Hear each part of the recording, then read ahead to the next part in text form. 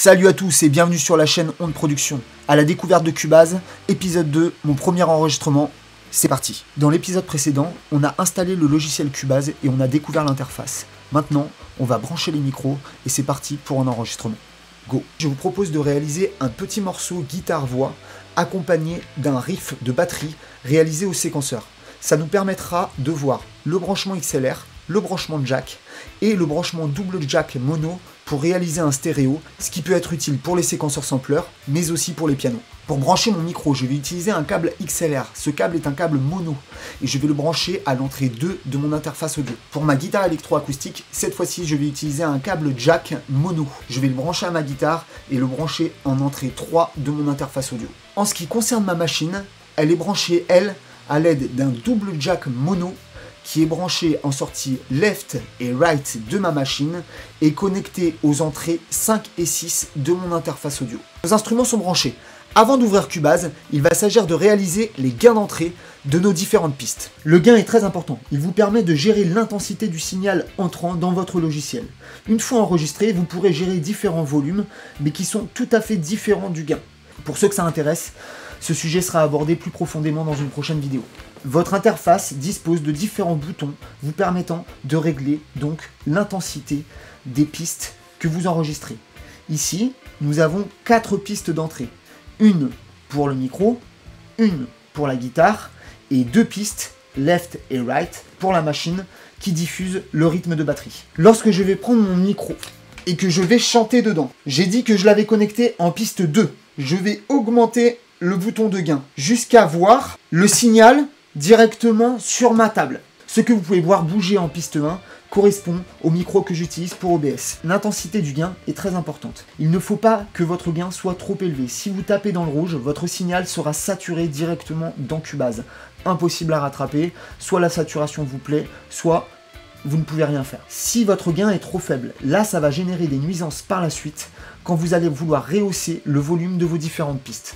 Me concernant, quand je fais la balance de mes instruments, j'essaye de jouer fort et de gérer mon gain en jouant fort. Comme ça, je n'ai pas de mauvaise surprise après à l'enregistrement si jamais je me suis enflammé. Et 1, 2, et ça, on voit ici que le gain passe dans le rouge. C'est pas bon, donc je baisse et j'essaye de ne quasiment jamais atteindre l'orange, presque de le frôler. Oh, hey! Ok, c'est bon pour le micro. Maintenant, c'est parti pour la guitare. Ok, pour la guitare, elle est connectée en 3. Donc je vais augmenter le gain de ma guitare jusqu'à avoir un signal qui est en train de commencer à apparaître. Et de la même manière, je vais essayer après de jouer fort en faisant ma balance pour que l'entrée soit la meilleure possible directement dans le logiciel par la suite.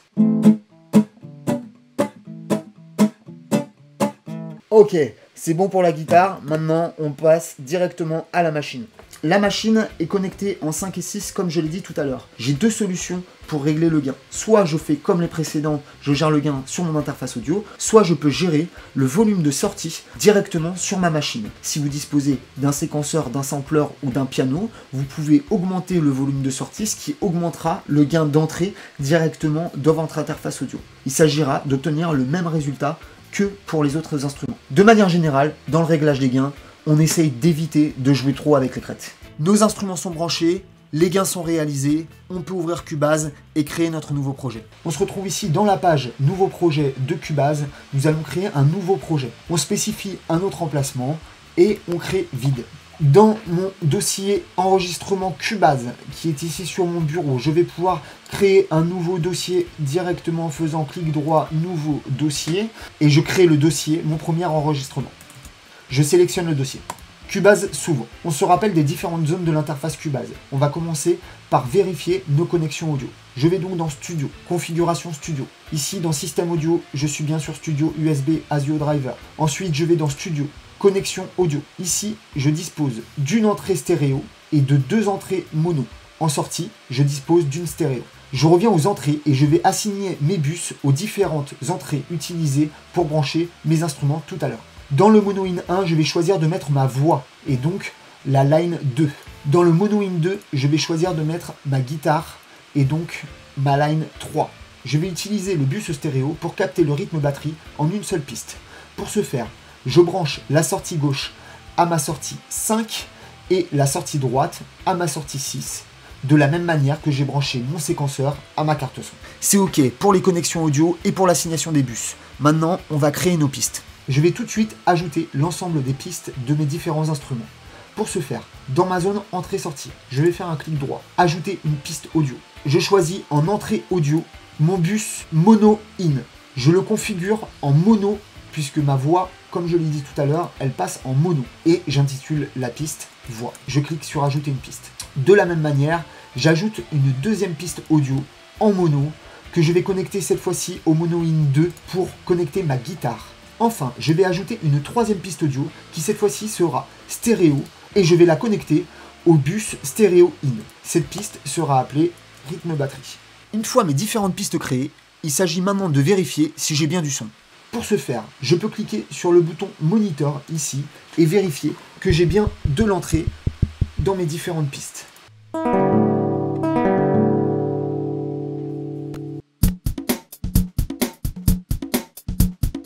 Maintenant qu'on a configuré nos pistes et vérifié qu'elles fonctionnaient bien, il s'agit de savoir quel type d'enregistrement nous souhaitons réaliser. Cubase est un logiciel d'enregistrement multipiste. Je peux donc enregistrer une première piste et ensuite enregistrer d'autres pistes par-dessus celle-ci. Je peux donc, pour cet enregistrement, décider soit d'enregistrer tous mes instruments en même temps, soit d'enregistrer d'abord la batterie, ensuite la guitare, ensuite le chant.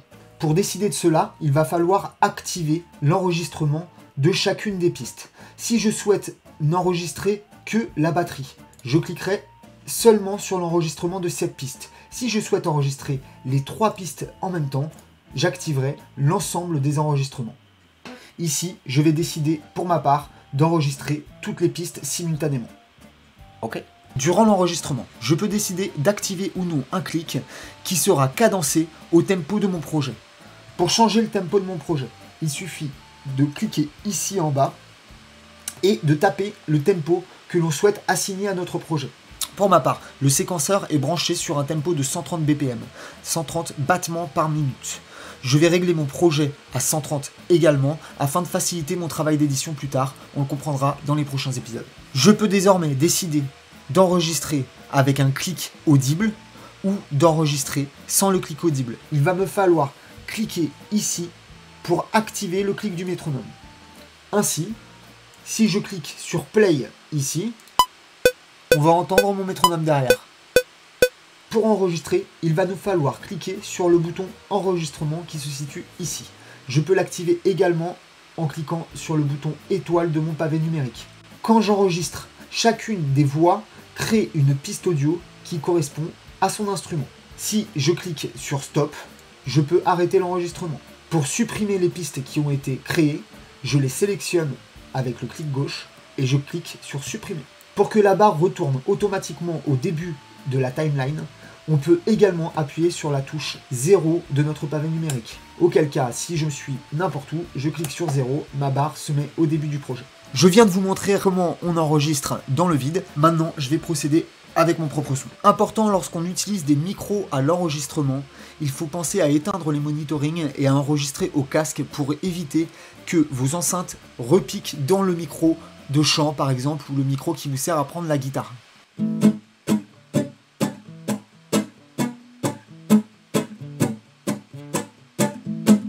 En production, toujours en action. En production, on partage nos passions. En production, on partage nos passions. En production, toujours en action. Comme vous l'avez vu, chacune des pistes s'est enregistrée simultanément. Maintenant, je voudrais rajouter une piste voix pour vous montrer comment je peux procéder à un enregistrement par-dessus ce que je viens de faire. Pour ce faire, j'ajoute une piste en cliquant droit dans la zone entrée-sortie de mon logiciel. Ajouter une piste audio. Dans la configuration de la piste, je choisis une piste mono puisque je suis sur une piste voix et donc en mono. En entrée audio, je choisis mono in qui correspond à ma voix. Je vais l'appeler voix back. Comme on l'a dit, je souhaite enregistrer un back par-dessus ce que je viens de faire. Du coup, je vais désélectionner les pistes qui ne me sont pas utiles à enregistrer. Il ne me restera plus que la voix back. Je vais maintenant procéder à l'enregistrement. Je remets ma piste à 0 en cliquant sur 0 et je vais enregistrer ma voix.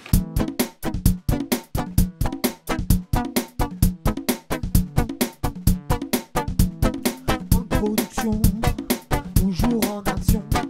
On production, partage nos passions. On production, partage nos passions. On production, toujours en action.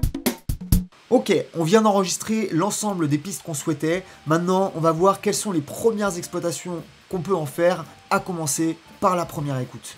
Si je souhaite écouter les pistes que je viens d'enregistrer, il me suffira de retourner au début de la timeline en cliquant sur 0 ou en déplaçant la barre de défilement directement et d'appuyer sur le bouton play. Si je souhaite rassembler mes pistes, je peux cliquer sur une piste, maintenir mon bouton appuyé et la déplacer pour que mes deux voix soient l'une à côté de l'autre. Je souhaite mettre ma batterie en premier, je vais la monter d'un cran également. Ensuite, je peux adapter ma visibilité pour le travail grâce aux deux curseurs qui sont situés ici en bas à droite de la timeline. Si je clique sur le plus ici, je vais zoomer en horizontal. Et si je clique ici, je vais zoomer en vertical. Lorsque je zoome, je vois que mes signaux sont très forts, mais ceci n'est que du visuel. Je peux également baisser la visualisation grâce à ce curseur situé en haut à droite de la timeline. Et ainsi avoir quelque chose de beaucoup plus agréable et de beaucoup plus manipulable. Autre chose que je vais pouvoir réaliser, c'est écouter les pistes séparément. Pour ce faire, je peux soit solo les pistes que je veux écouter, et auquel cas, toutes les autres se mettent en M, c'est-à-dire mute. Si je clique sur mute, les voix que j'ai mutées ne seront pas audibles lorsque je vais faire play. J'aimerais pouvoir faire un premier équilibrage de mes voix, parce que j'entends pas assez les voix derrière l'instru. Pour ce faire, j'ai deux solutions. La première, ça va être de sélectionner les pistes voix et d'augmenter directement le volume en maintenant mon clic gauche sur le petit carré en haut et en levant. On voit alors que l'indicateur de dB ici augmente. La deuxième solution, c'est de sélectionner une piste et d'aller à gauche dans l'onglet Fader des configurations de pistes. Et là, je vais pouvoir gérer le volume indépendant de ma piste et donc monter le volume. Si je le fais sur ma voix normale, je vais également le faire sur ma voix back. Et là, je peux soit décider d'augmenter avec le curseur ou je peux double-cliquer ici et rentrer la valeur que je souhaite assigner. Ici, 3,30. Pour finir cette vidéo, je voudrais montrer comment je peux enlever la batterie à la fin pour finir la batterie en même temps que la guitare. Je clique avec mon bouton gauche que je maintiens enfoncé et je reviens vers la gauche. Et voilà, et je prends pas le coup suivant. Si je dézoome et que je fais une petite écoute de la fin. En production, partage nos passions. En production, toujours en action. Beaucoup mieux, non? Ok, pour finir cette vidéo, il s'agit pour nous d'enregistrer notre projet. Pour ce faire, il nous faut cliquer sur Fichier, Enregistrer ou Enregistrer sous. Pour le premier enregistrement, le logiciel vous demandera automatiquement le répertoire assigné. De base, il sélectionnera le répertoire que vous aviez créé en début de projet. Une fois que j'ai inscrit le nom de mon projet, je peux cliquer sur Enregistrer et mon projet est enregistré. Si je quitte le logiciel, je pourrai réouvrir mon projet en ouvrant le fichier que je viens de créer. C'est bon ça. À la découverte de Cubase, mon premier enregistrement, cet épisode 2 est terminé. Laissez vos retours en commentaire, je réponds aux questions. Abonnez-vous à la chaîne, on remercie tous les tipeurs, on remercie tous les gens qui soutiennent notre projet et qui partagent nos publications. Rendez-vous au prochain épisode, à bientôt sur votre longueur d'onde. En production, partage nos passions. En production, toujours en